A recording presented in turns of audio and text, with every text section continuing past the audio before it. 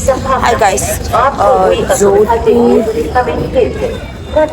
Jodhpur it's 5:50 and ഇവിടെ bag lock റൂമിൽ മറ്റേ സേഫ് ലോക്കാണ്. അപ്പം 200 rupees for 24 hours കൊടുക്കണം. അത് സ്കിപ്പ് ചെയ്ത് ബാഗ് നോക്കി നടന്നാലോ എന്നാണ് ഞാനിപ്പോൾ ആലോചിക്കുന്നത്. I am going to another fort in Jodhpur. നോക്കാം. ഞാൻ ട്രെയിൻ എത്തി. ഇവിടെ റാൻഡംലി ഒരു പൈപ്പിലൂടെ ബ്രഷ് ചെയ്ത് ഫേസ് വാഷ് ഒക്കെ ജസ്റ്റ് ഒന്ന് ഇതായി. ഇപ്പോൾ ബൈക്ക് ഊബറിന് വേണ്ടി വെയിറ്റിംഗ് ആണ്. Nobody is picking. ആ ഊബറുകാരൻ എനിക്ക് നല്ല 8ൻ്റെ പണി തന്നു. വഴിയിൽ എവിടെയോ എന്നെ ഇറക്കി വിട്ടിട്ട് അങ്ങേരെ 93 rupees വേറെ ഏതോ ഒരു റൈഡ് വന്നപ്പോൾ അങ്ങേരെ എന്നെ ഒഴിവാക്കിയിട്ട് അങ്ങ് പോയി. ഞാൻ വഴി കിടന്ന് പെട്ടുപോയി.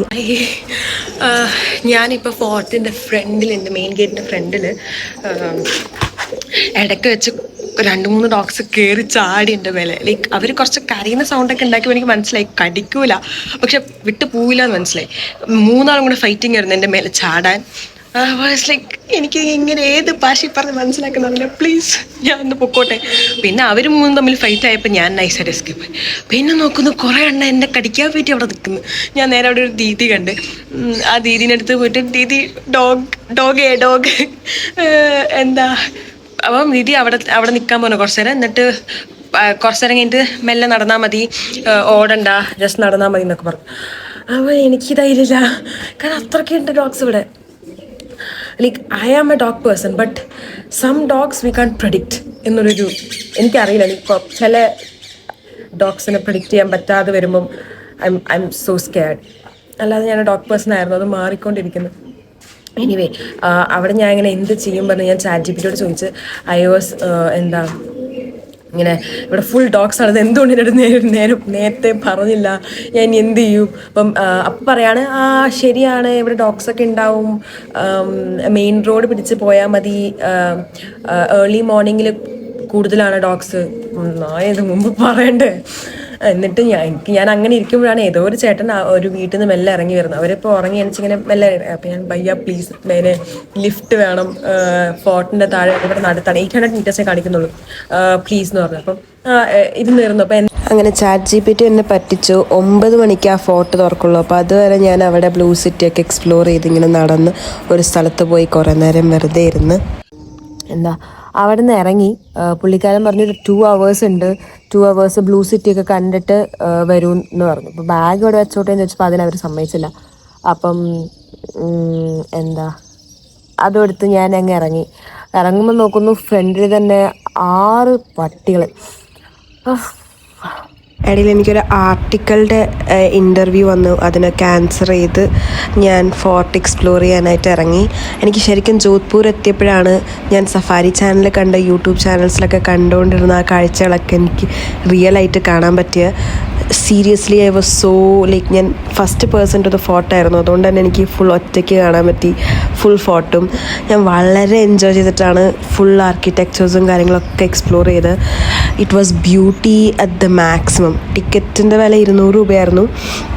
ആൻഡ് എനിക്ക് ഭയങ്കര ഇഷ്ടപ്പെട്ടു ഈ ഒരു ക്ലിപ്പൊക്കെ. എക്സാക്ട്ലി എനിക്ക് ഞാൻ സഫാരി ചാനൽ കണ്ടൊക്കെ എനിക്ക് ഓർമ്മയുണ്ട്.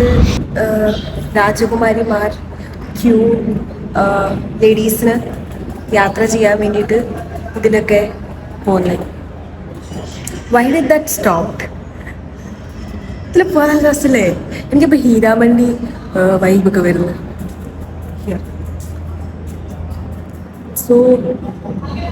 So good.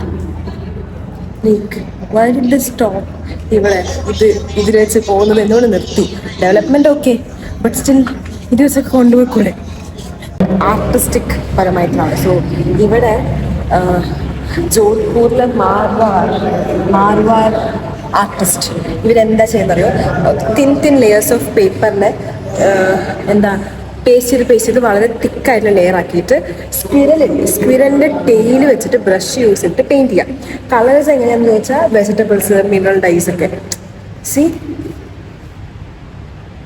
ഇതിൻ്റെ ബ്രഷിൻ്റെ സാധനം സ്ക്വിറലിൻ്റെ ടെയിലാണ്. ആൻഡ് ദിസ് പേപ്പർ ഇത്ര തിക്ക് വരാൻ തിൻ ഷീറ്റിൽ number of thin sheets attach ചെയ്തിട്ട്. ആൻഡ് സി ഇതൊക്കെ ഓരോ കളേഴ്സ് എങ്ങനെ മേക്ക് ചെയ്തു, അതെങ്ങനെ മിക്സ് ചെയ്തു എന്നുള്ളതൊക്കെയാണ്. ഏതോ കല്ലിന്നൊക്കെ ബ്ലൂ കളർ ഉണ്ട്, റെഡ് സിന്നബാർ. സീരിയസ്ലി കല്ലിന്നൊക്കെ colours.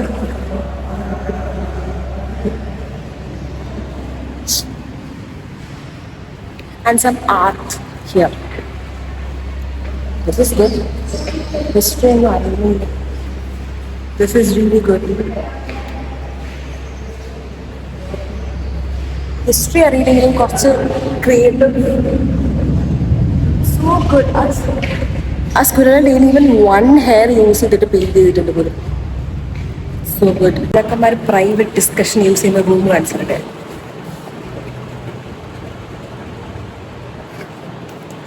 Private ഡിസ്കഷന്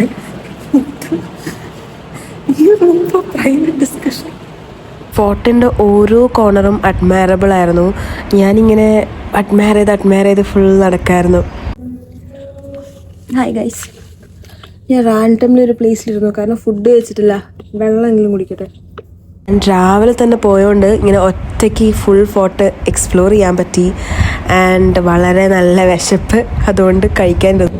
bro, the happiness I get ഈ ഫുഡ് കഴിക്കുമ്പോൾ. Aloo parotta is my favourite food. ഞാൻ കുക്ക് ചെയ്യെങ്കിലും നോർത്ത് ഇന്ത്യൻ സ്റ്റൈൽ നമുക്ക് വരില്ലല്ലോ. അപ്പം ഞാൻ വാരണാസിയിൽ കഴിച്ചപ്പം ഒരു ഉള്ളി കാര്യങ്ങളൊന്നും ഇടില്ല, പ്ലെയിൻ പൊട്ടറ്റോ സ്മാഷ് ചെയ്തിട്ട് വെക്കുന്ന. ഞാൻ ചോദിച്ചൊക്കെ ചെയ്തു റെസിപ്പിക്ക്, പക്ഷെ ഇവിടെ it is different. Aloo parotta smash ചെയ്തതും അതിലെ സ്പൈസസ് ഒക്കെ നല്ല രസമുണ്ട്. ആമ സ്പൈസ് പേഴ്സൺ, എനിക്ക് സ്പൈസസ് ഭയങ്കര ഇഷ്ടമാണ്. അപ്പം ദിസ് ഇസ് സോ ഗുഡ്.